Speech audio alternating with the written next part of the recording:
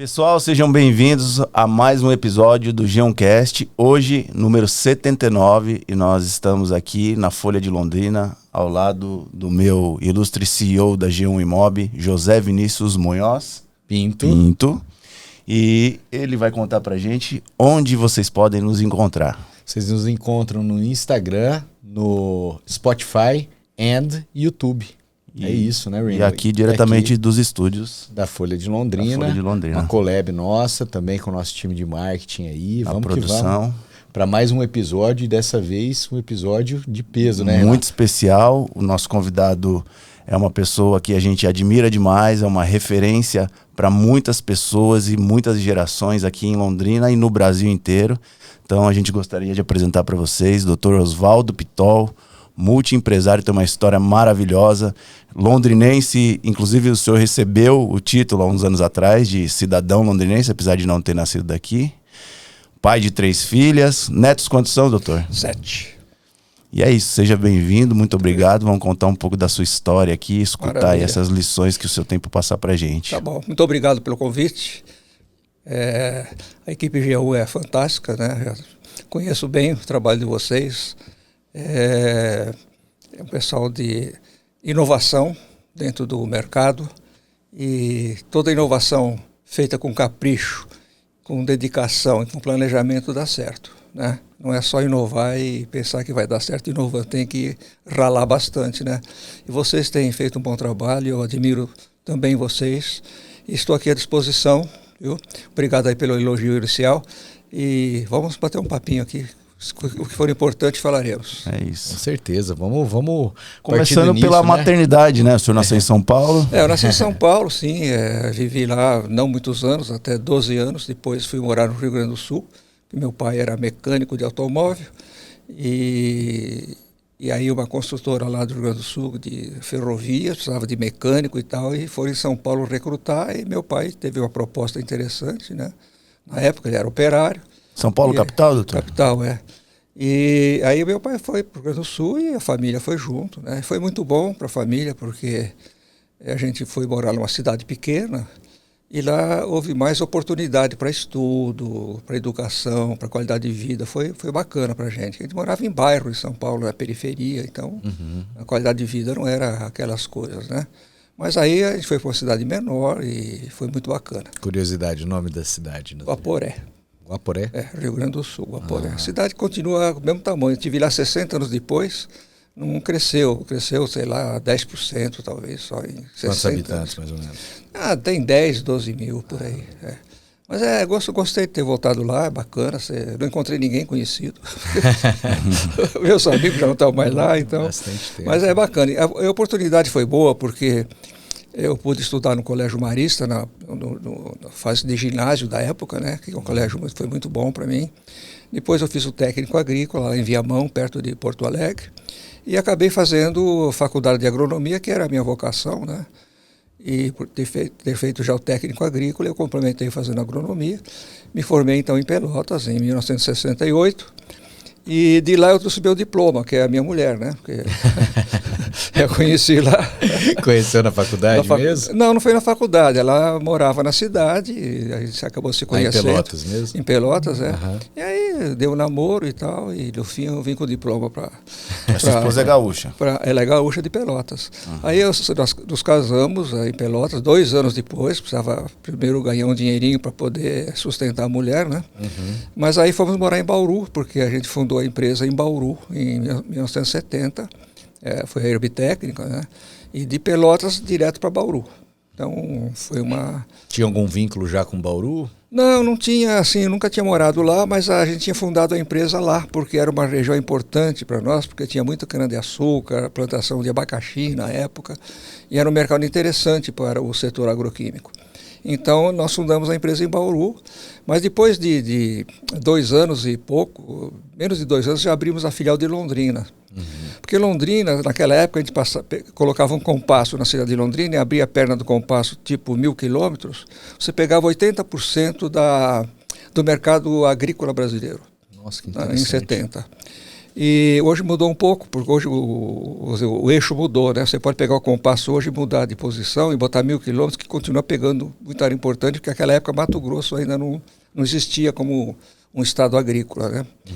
E então acabamos trazendo a matriz para Londrina, e depois de 2 anos e meio que eu estava casado e morando já em Bauru, tive que vir para Londrina, já que a matriz estava aqui, e deixamos as filiais de Bauru, ficou filial Bauru, depois São José do Rio Preto e outras cidades. Uma das suas filhas não nasceu em Londrina, né? Uma delas nasceu em Bauru. Em Bauru. A Daniela, a mais velha, nasceu em Bauru.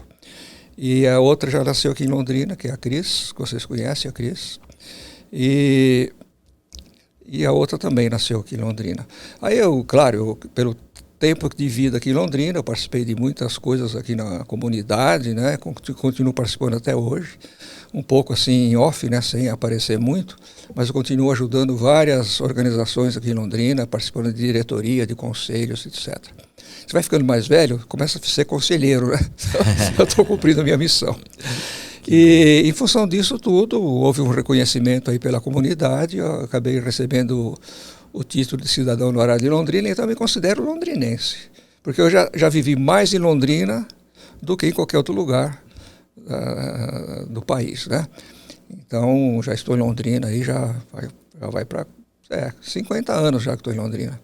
Então 50 anos, eu tenho 81, então já vivi mais aqui. Quando o senhor trouxe a Herbtécnica, que foi a primeira empresa aqui Sim. em Londrina, tem uma história que vocês começaram com um capital inicial de $2.000, né? Isso quando começamos em Bauru, né? Quando a gente fundou, a gente éramos em 4, nós juntamos o nosso dinheiro de salário e trabalho em multinacional, tinha um salário até razoável da época, e a economia nossa era $500 cada um, $500 daquela época.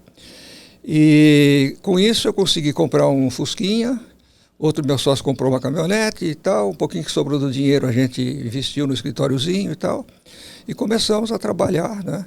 E como a gente tinha uma expertise muito boa, nós conseguimos crescer muito rápido. Aquilo que eu falei no começo, né? Planejando, gostando e querendo, você inova e vence, né? E nós vencemos dessa forma, nós fizemos um trabalho muito forte a nível de campo, e depois fomos nos multiplicando, nós chegamos a ser o maior empregador de engenheiro agrônomo do Brasil. E a gente está falando de anos 70, né, doutor? 70, crescer com velocidade, com pouca tecnologia, informação, recursos de comunicação. Aí era tudo diferente, né? Tudo diferente. Eu tinha um rádio no carro que eu botava uma antena no para-choque, parava em algum lugar, botava uma antena atrás e alô, câmbio, você ia falar com a matriz, com o filial e tal. Essa era a nossa internet. Mas foi bacana, é um desafio muito grande. E bom quando você vence, né?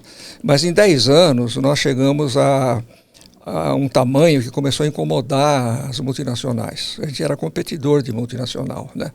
O ramo de vocês é parecido também, né? Vocês crescem, mas encontra competidores também no mercado, né? Sim. Alguns são terríveis, outros nem tanto. No meu caso, as multinacionais eram terríveis, né? Elas queriam acabar com a gente. Mas eu viajei muito para os Estados Unidos e tal, meu sócio também, para ver como é que era o mercado lá, porque tudo que acontecia nos Estados Unidos, 10 anos depois aconteceu no Brasil.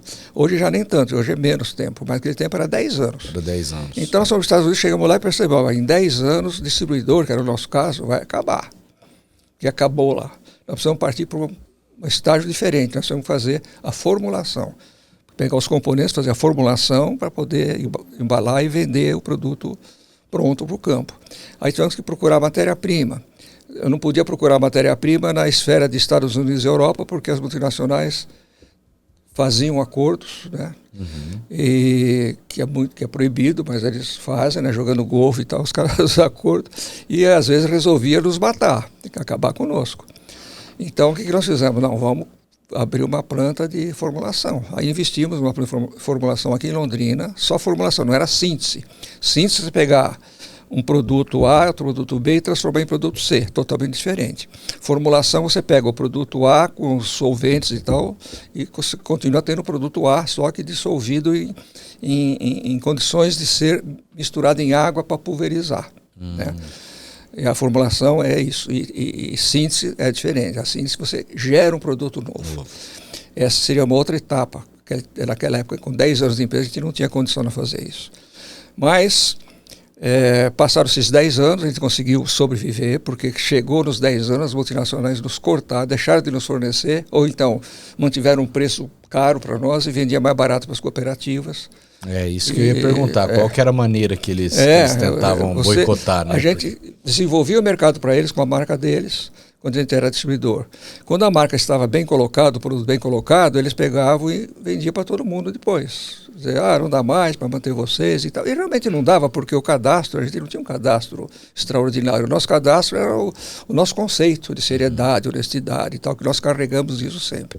Para pedir demissão na multinacional que nós trabalhamos, nós demos 60 dias, para depois dar os 30 dias de aviso prévio, e ainda demos mais 15 dias, ou seja, demos 60 mais 45 dias. Para quê? Para treinar os nossos substitutos. Então nós saímos com a moral nas nuvens, né? Porque tem pessoal que sai das empresas, tchau, e vai competir, né? Não. Isso é uma coisa que, né, eu até falo com o Vinícius, a gente percebe, né, com os 10 anos de empresa que a gente tem e um pouco da carreira que a gente construiu no mercado imobiliário, lógico, guardando as devidas proporções, a gente percebeu que, assim, as pessoas sabem muito entrar, se vender e entrar nos lugares. Mas a maior dificuldade é elas saírem pelo mesmo lugar e da mesma forma como elas entraram. Não sai pela mesma porta, sai pela janela, sai pela porta do fundo. É isso mesmo. Leva cliente, leva cadastro, é terrível. Nosso caso era assim. Mas a gente tem que superar essas coisas, né? Por exemplo, eu treinava a equipe cada 30 dias. Eu colocava cada 30 dias 40, 50 pessoas numa sala e dele treinamento, semana inteira, treinamento, engenheiros agrônomos, treinamento. Terminava daquela turma lá, no final fazia a prova, aproveitava aí 60% e tal. Os outros não dava, dispensava. E esses caras trabalhavam, 1 ano, 2 anos, máximo. As multinacionais vinham, pegavam o cara prontinho, beleza, e botava na... Fazer uma proposta, um pagamento um pouco maior. Sim, aumentava o salário, eu não podia aumentar, porque se aumentar de um, tinha que aumentar de um montão de gente, não tem como, né? Aí eles levavam embora, a gente cada 30 dias treinava, dizendo, não vamos desistir, mas estão treinando isso para as multinacionais, não tem importância. Tem importância, vamos continuar, tá? E foi certo. É muito parecido com o nosso mercado. Parecido. Muito, Vocês também devem passar por isso, né? Faço muito, porque a gente também tem essa característica, esse DNA, e é uma coisa que o Vini e eu, a gente disse, primeiro a gente não tem que ter medo de perder profissional. Isso. E o segundo é a gente não perder esse viés de colocar adiante o que a gente aprendeu, o pouco que a gente sabe, para multiplicar a força do que a gente faz. A gente tem pessoas que vão ficar mais tempo com a gente, vão construir história. Tem pessoa que às vezes olha para o outro lado e decide construir a própria história. Como eu imagino também que deve ter acontecido na época do senhor. Deve ter tido pessoas que optaram, que até tiveram uma proposta melhor de uma multinacional, mas optaram pelo propósito, por aquilo que vocês estavam construindo. Nós tivemos muita gente que fez isso, não aceitaram as propostas, continuaram conosco e cresceram conosco. Pra você ter uma ideia, eu já faz 20 anos que eu saí, 24 anos que eu saí da Herbtécnica Milênia, né? E nós temos uma vez por ano uma reunião dos ex-colaboradores da Herbtécnica Milênia, todo ano, agora dia 28 ou 29, acho que é 29 de novembro, nós vamos ter o encontro anual. Vai todo mundo aqui, vem gente do Mato Grosso, de Curitiba, para vir para essa reunião, num churrasco o dia inteiro e tal, aí conta piada, conta história, o que aconteceu. É o amor pela empresa, camisa, você entendeu? Que vocês também têm isso. Então, a maneira de segurar o profissional é mostrar para ele uma realidade, né? A realidade não é aquela que estão te falando lá, eles vão te... Porque é assim, o cara contrata mais caro, mas depois vem os dissídios, daqui a pouco o cara está ganhando igual os outros que ganhavam menos do que ele, aí não tem muita diferença, né? Então eu tenho, sem contar a questão também do reconhecimento e até da valorização daquele profissional, porque a gente sabe, né? Multinacionais muitas vezes eles estão olhando para número, né? E aí também se a operação não tiver rentável localmente, eles levantam e vão embora, né? Então demite todo mundo e vão para outro lugar. Sim, né? Não tem a dúvida. Então isso tudo também tem um peso, né? E multinacional é assim, não é empresa de dono, né? Tem lá um executivo, um CEO, que vem lá dos Estados Unidos ou da Europa e tal, e muda. O cara novo chega, quer mudar tudo, muda e tal. Tinha alguns esquemas aí que a gente tinha na época, ficava mais ou menos assim, não era um acordo, mas tipo assim, pô, não enche o saco aqui nessa área aqui, que eu estou trabalhando bem aqui, fazendo esforço danado, pô, vai para lá, não sei o quê. Havia uma certa acomodação, mas vinha um CEO novo, o primeiro lugar que eu queria é onde nós estávamos, lá para derrubar, matar a gente, né? Não conseguia fazer isso, porque a gente baixava os preços, eles baixavam, a gente baixava. Eu sabia até onde eu podia ir, eu era dono com meu sócio. Sim. Então, podemos ir até o custo. E o nosso custo não era diferente do deles, era muito igual. Aí o que acontecia? Eles iam lá, 4, 5 negócios e tal, aí eles telefonavam, pô, vocês estão bagunçando o mercado, nós. Mas enfim, a gente sobrevivia desse jeito. Mas aí chegou uma situação tal de que, voltando aos Estados Unidos e olhando lá, nós percebemos que aquelas empresas que começaram a fazer formulações, as que sobreviveram foram as que conseguiram dar um salto, fazer síntese. E isso não era qualquer um que podia fazer. Então, a maioria das distribuidoras e formuladoras acabaram sendo engolidas pelas multinacionais e desapareceram. Nós saímos para a Europa para a cortina de ferro. Ou seja, naquele tempo tinha um muro lá de Berlim, né? Uhum. A época da cortina de ferro, os anos 70 até 80. E o que eu ia para a Iugoslávia, a antiga Iugoslávia, que hoje está um montão de países lá. Ia para a Iugoslávia, tive muito sucesso. Conseguimos descobrir uma fábrica de uma matéria-prima para nós que era essencial, fabulosa, maravilhosa, custo excelente, e começamos a competir para valer com o Ciba, que não é brincadeira. E que hoje é Syngenta, né? Eles estão fazendo fusões e tal. E isso demos um salto grande. Aí nós conseguimos também localizar a produção de cobre de ferrugem do café. E nós, bom, precisamos nos virar. Fui para a Alemanha, descobri lá na Alemanha, do outro lado do muro, viu, oriental, um produtor de sulfato de cobre, que é o produto que era usado como fungicida. Pô, importamos uma cacetada. O navio, acho que metade do navio nós trouxemos. De Santos para cá veio um trem lotado, especial para descarregar em Bauru. Com isso também nós tivemos um sucesso danado. Outro herbicida também, que a gente competiu com a Dow, nós fomos também nessa Alemanha oriental, comprar esse produto que produzia lá também. Trouxemos o produto para o Brasil. Ninguém sabia que existia isso. Por que nós sabíamos? Porque nós fomos atrás, fomos procurar. Depois descobrimos Israel também, né? Israel também produziu um montão de produtos que a gente precisava aqui. Aí fizemos uma parceria muito boa com o pessoal de Israel, muito boa. Pra você ter uma ideia, eu fui mais de 50 vezes a Israel. Nossa. Mais de 50 vezes. Parei de contar. Naquela época. Nos anos 80, 90. Uhum. Eu parei de contar. Mais de 50. Então, aí conseguimos trazer matéria-prima. Aí começamos a fazer as sínteses, investir em síntese. Aí precisava encontrar engenheiros especializados. E no Brasil não era simples. Aí descobri um lá no Rio Grande do Sul, que é o Josué, engenheiro químico. Trabalhava numa empresinha pequena lá e tal. Nós descobrimos ele lá, eu fui lá, conversei com ele. Discutimos e tal, mostrei como é que a gente estava indo e tal. E a empresinha dele era uma empresinha que não tinha futuro. Aliás, a empresinha dele desapareceu. Dele não, do patrão dele. Era um argentino e tal. Eu peguei e trouxe ele, está em Londrina até hoje. Ele passou a ser o nosso engenheiro de processos, né? E nós temos também um especialista, que era o Emerson, em formulações também. E nós temos um laboratório fantástico. Até hoje é o mesmo lá com a Damar, que é a nossa sucessora. O laboratório é o mesmo, só que colocaram mais equipamentos dentro do laboratório. Tinha um cromatógrafo e botaram mais 2 em cima. Então, melhoraram bastante a questão de pesquisa. E com essas pesquisas que nós fizemos, nós acabamos também desenvolvendo produtos próprios. Ou seja, a gente sabia do princípio ativo, mas a gente conseguia produzir um produto diferenciado. Por exemplo, o glifosato, que é um produto que é largamente usado hoje na soja, era um produto... E é até hoje um produto líquido para misturar na água. E nós descobrimos uma formulação em pó solúvel. O pó solúvel é muito mais interessante do que o produto líquido. E ele dissolvia muito bem na água. Até para transporte, para tudo. Para tudo. E outra coisa, ele com a dose menor de princípio ativo, ou seja, com menos produto, menos herbicida, ele dava o mesmo resultado do outro líquido. Eficiência também. Então, a eficiência é muito grande. Então, essas coisas fomos fazendo. A gente não distribuía lucros, hein? Olha, nós passamos 40 anos de empresa praticamente sem distribuir lucro. A gente tinha Prolabore, que era menor do que de alguns gerentes nossos. O gerente tinha premiação, não sei o que e tal, eles ganhavam mais que a gente. Por quê? Nosso foco era a empresa. E a gente falava assim, empresa rica, sócio pobre. É a melhor coisa do mundo. Foi exatamente isso que você também pensa assim, a gente né? fala isso.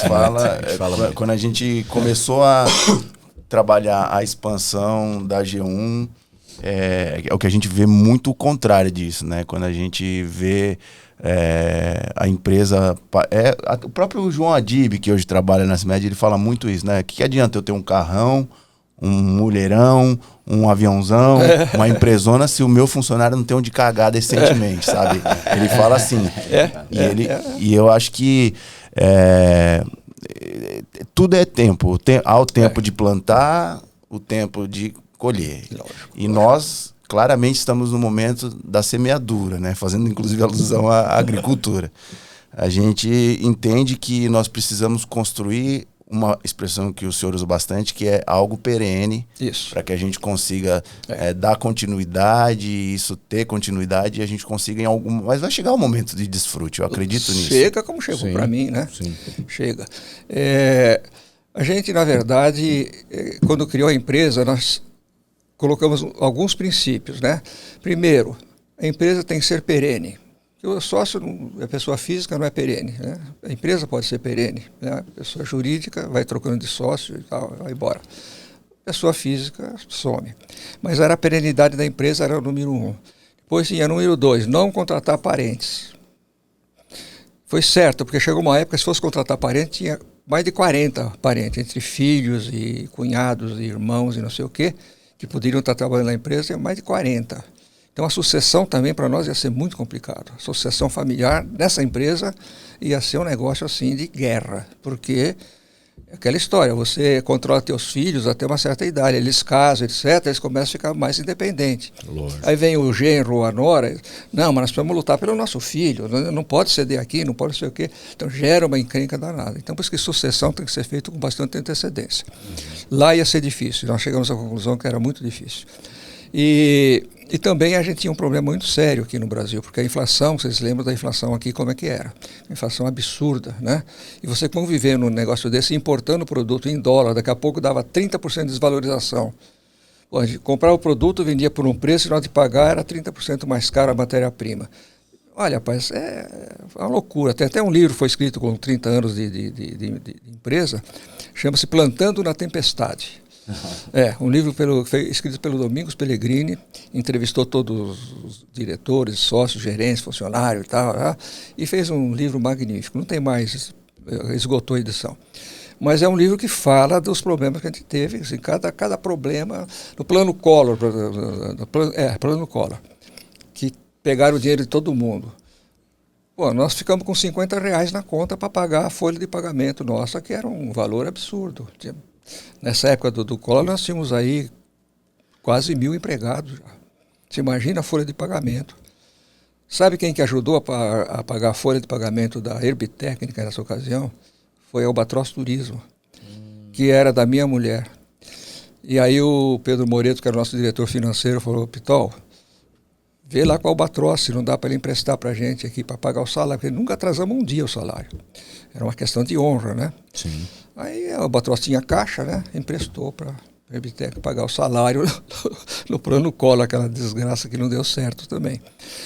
Aí depois nos reembolsaram e tudo certo. Mas são coisas assim que acontecem que só você escrever no livro para não esquecer das coisas que acontecem. Então, teve tempestade à vontade, muita tempestade, que são aquelas histórias, né? Vem uma multinacional, te derruba, não te fornece o produto mais, você faz uma programação, então aí depende de uma matéria-prima. Aí os caras sabem que sem aquela matéria-prima, o teu produto não sai lá na outra ponta. Aí chega um belo dia e eles falam, infelizmente, não sei o quê, a produção caiu, não vão poder fornecer. Nossa.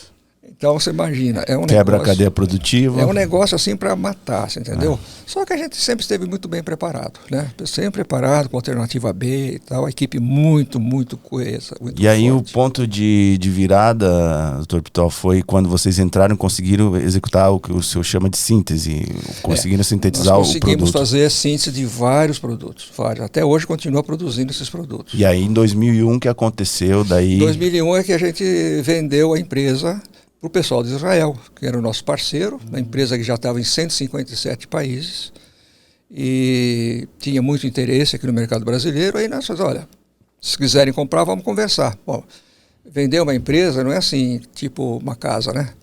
2 anos de negociação. 2 anos. Vai para cá, para lá e coisa e tal. Tá bom. Vendemos, eles ficaram satisfeitos, nós também. E continuamos muito amigos. E o que eu acho legal, eu acho que a gente pode, porque isso é público, essa informação, Sim. né? Mas a gente volta lá então em Bauru, no início com um capital de $2 mil, e a empresa foi vendida faturando 500 milhões de dólares. 500 milhões de dólares, meio bilhão de dólares. A empresa cresceu muito. Quando a gente saiu, fechou o negócio, tinha 2 mil empregados, né? E aí tínhamos 2 fábricas, essa aqui em Londrina, que é uma fábrica importantíssima, e uma em Itaquari, no Rio Grande do Sul, que era de outra empresa, que era a Defensa. Nós fizemos uma fusão quando virou Milênia. Era a Herbtécnica, fez uma fusão com Defensa, virou Milênia. Aí a Milênia ficou uma empresa muito grande, dobrou de tamanho. Por isso que nós chegamos nesse valor aí de 500 milhões de faturamento. E no fim, hoje é a Adamar? Hoje é a Adamar. A Adamar está indo muito bem. A Adamar é aquela filha que casou, se tornou independente, mas eu continuo amando. Entendi. A gente torce para ir bem, ela vai muito bem, é um pessoal muito competente. E depois disso, vocês foram cada um para o seu caminho e Sim. o Dr. Pitol fundou o Grupo 7. Cada sócio tinha lá as suas vocações, né, fora do nosso negócio, e alguns se deram muito bem, outros nem tanto, mas... o Jurandir Barroso, por exemplo, foi muito bem. Ele construiu uma empresa para fazer rastreamento de carro por satélite, celular, etc. Foi muito bem, vendeu essa empresa dele também. Um valor bastante bom. E hoje ele tem a Multibelt, que é uma empresa que fabrica correias para coletadeiras de soja, né? E só ele que fabrica no Brasil. Então ele está indo muito bem, importa da China as máquinas e tal. O Pedro Moreto abriu a imobiliária Nova América, né? Santa América, e está indo muito bem também. Ele tem talvez seja hoje a maior carteira de locação de Londrina. E ele continua firme, ele está com 91 anos, está lá, todo dia ele está lá, assinando o cheque. Só sai dinheiro ele assinando, senão não sai. Ele sempre foi diretor financeiro, ele gosta dessa área. E vai muito bem. E assim, quer dizer, cada um seguiu o seu caminho. Eu abri o Grupo 7, eu não quis mais voltar para o ramo de agro, entendeu? Não quis mais voltar, já vi esse filme, agora eu vou para outras aventuras, né? Aí abri o Grupo 7, entramos em vários negócios, tal. Alguns foram muito bem, alguns foram muito mal, né? E no fim acabei afunilando que eu tinha que fazer sucessão familiar, e eu estava com 7, 8 negócios que me tomava muito tempo. Alguns estavam indo muito... Eu tinha um FDIC, por exemplo, que é uma operação financeira interessantíssima, que você trabalha no mercado secundário, né? Aquele pessoal que não tem muito crédito em banco e tal, você vai lá no FDIC... Para alavancar as empresas. E aí é um negócio que é bom demais, mas eu saí por quê? Porque quem ia suceder seriam minhas filhas. Elas não tinham muita vocação para risco, desse tipo de risco, de perde 1 milhão, oh meu Deus do céu. Mas não dá bola para isso, que no fim do ano ganha 10. Né? Esse é o raciocínio de quem está nesse mercado, mas é ruim quem não está acostumado, né? Então eu resolvi enxugar. Tinha a empresa de táxi aéreo com vários aviões, produção de semente de soja no Mato Grosso, vendi também. Tinha uma empresa de produtos farmacêuticos, essa não deu para vender a empresa inteira, vendemos em pedaços, máquina, equipamento e tal, que eu também queria sair. E resolvi ficar só para passar para elas a questão imobiliária, porque o patrimônio imobiliário é grande.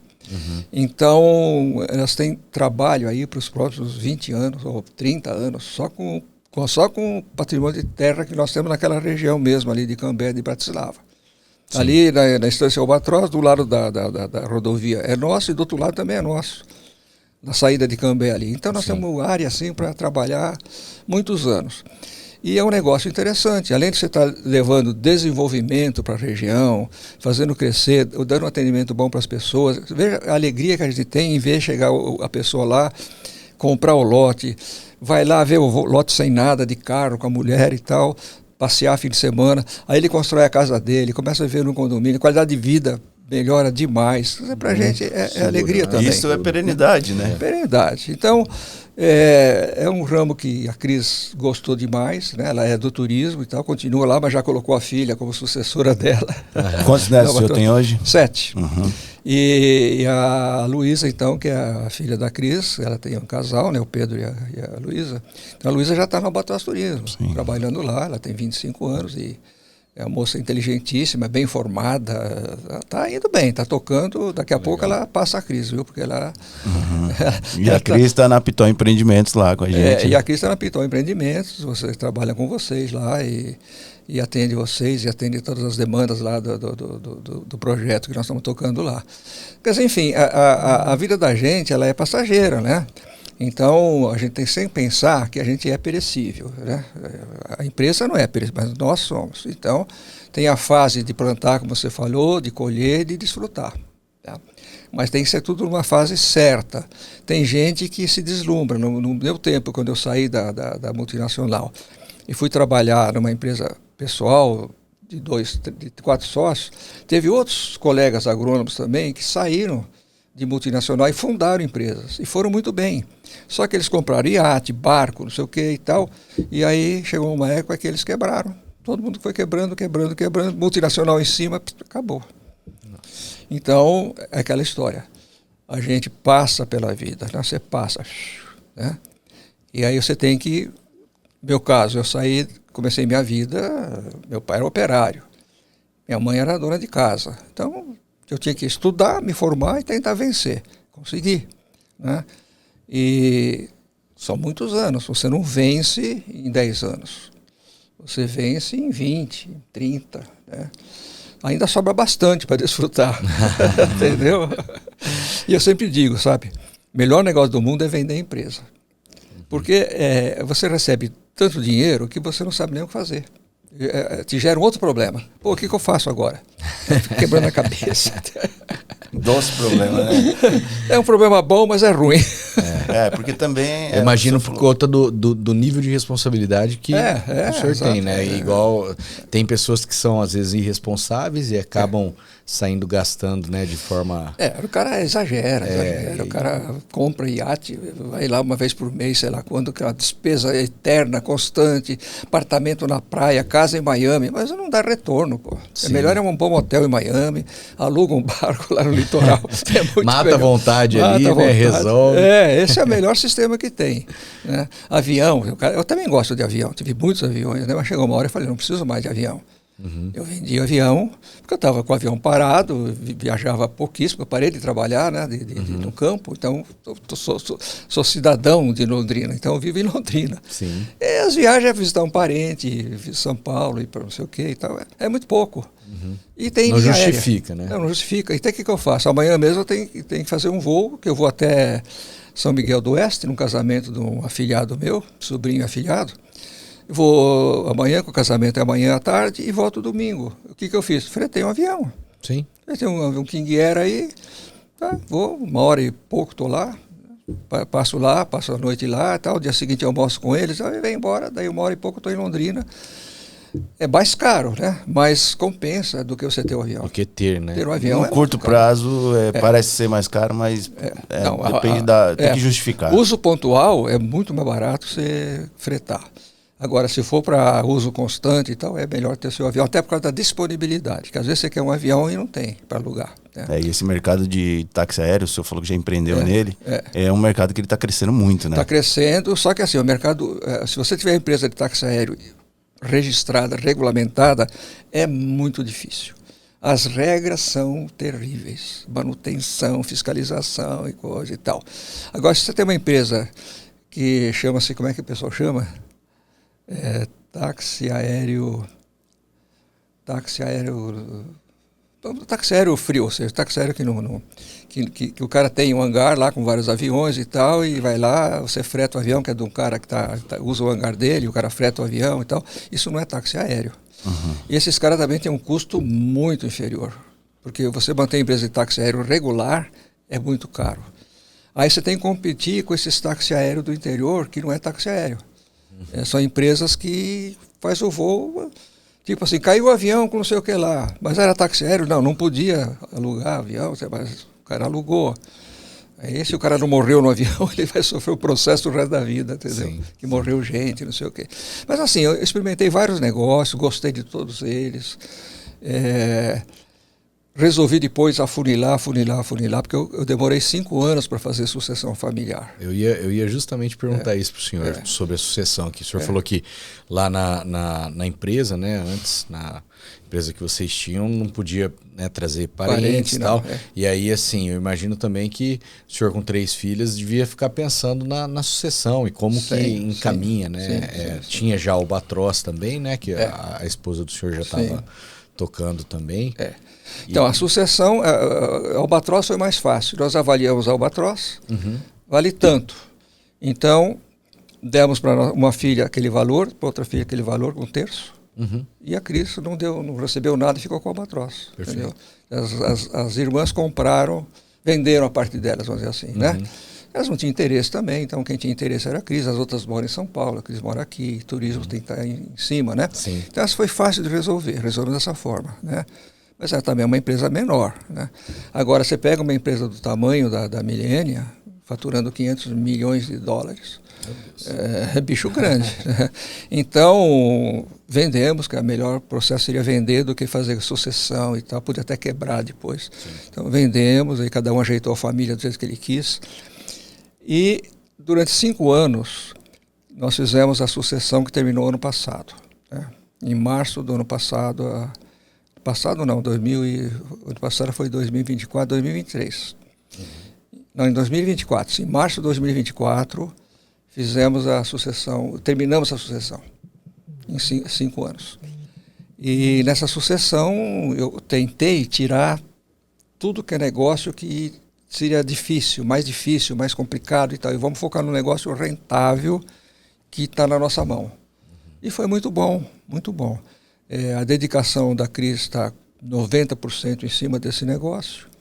Eu estou só olhando a floresta, não estou olhando a árvore, né? Estou olhando a floresta por cima. De vez em quando vem alguma pergunta, qual é a sua opinião? Minha opinião é essa, mas a decisão é sua. Aí toma a decisão, normalmente de acordo com a minha opinião. Porque também, às vezes é óbvio. É legítimo, né? E elas também já estão pensando a mesma coisa. Então está indo muito bem, e a gente está feliz com o empreendimento aí em Cambé. Que é só o começo de um negócio gigantesco, né? Que gigantesco, a gente está construindo.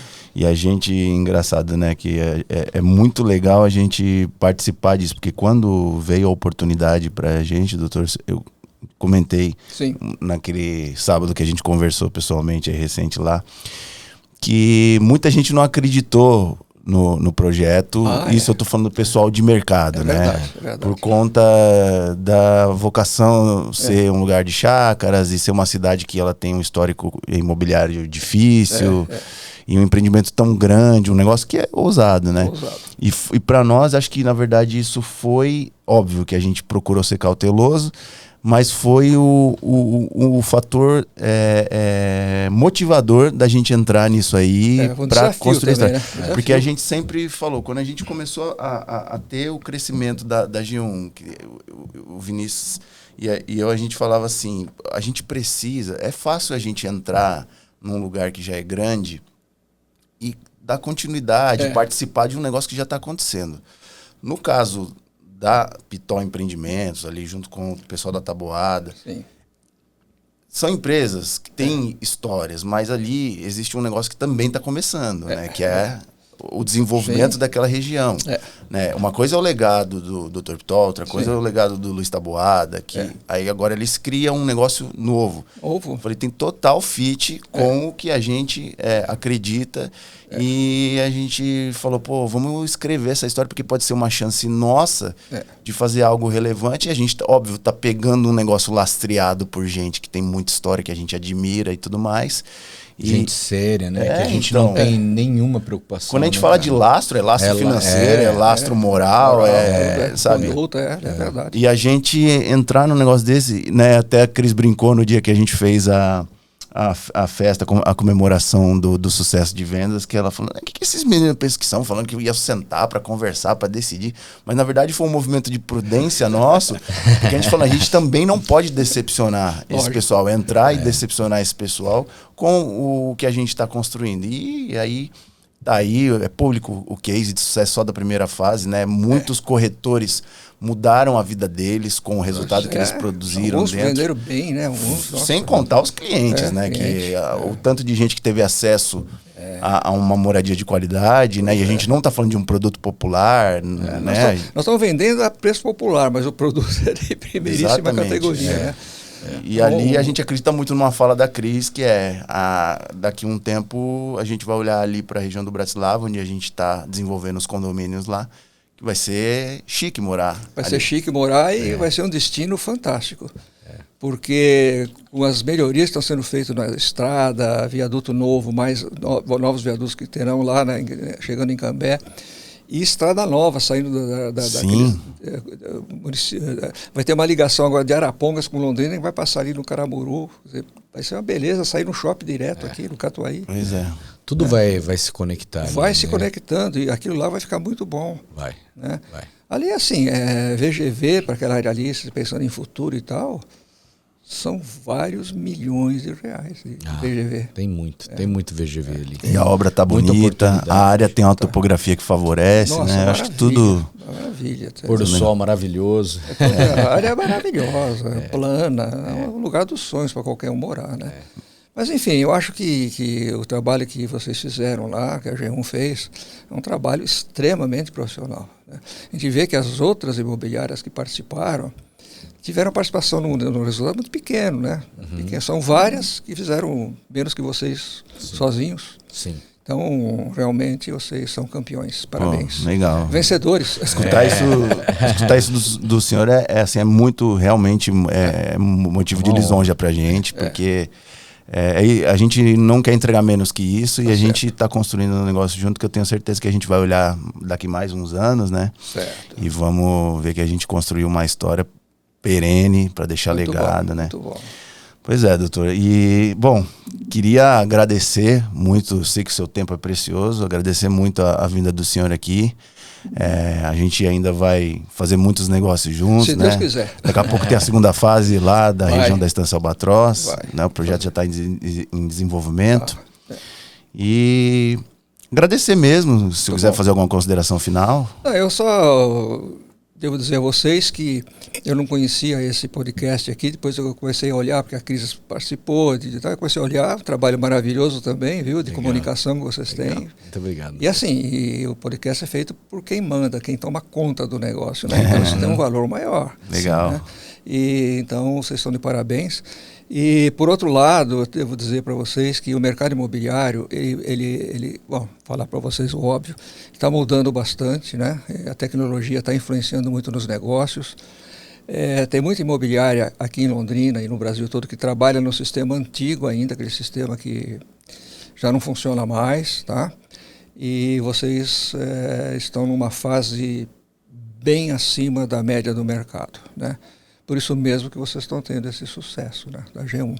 E eu quero que vocês continuem, né, gostaria que vocês continuassem com esse sucesso que vocês merecem. E quem trabalha sempre consegue um bom resultado. Quem trabalha com inteligência, né? Trabalhar, pegar o enxadão e capinar ali a valeta não vai resolver nada. Tem que ter inteligência, planejamento, boa vontade, estrutura, prestigiar o pessoal que trabalha junto com vocês, como vocês fazem. Esse é o segredo do negócio. Fácil, né? Muito bom saber que a gente está no caminho aí, ouvir do senhor, como o Renato falou, realmente... valida muito o que a gente está fazendo. Muito mesmo, muito obrigado. Eu agradeço muito a oportunidade que vocês me deram aqui de falar um pouquinho da história. Obrigado, doutor. Muito obrigado. Valeu, gente. Até o próximo episódio. Valeu. Valeu.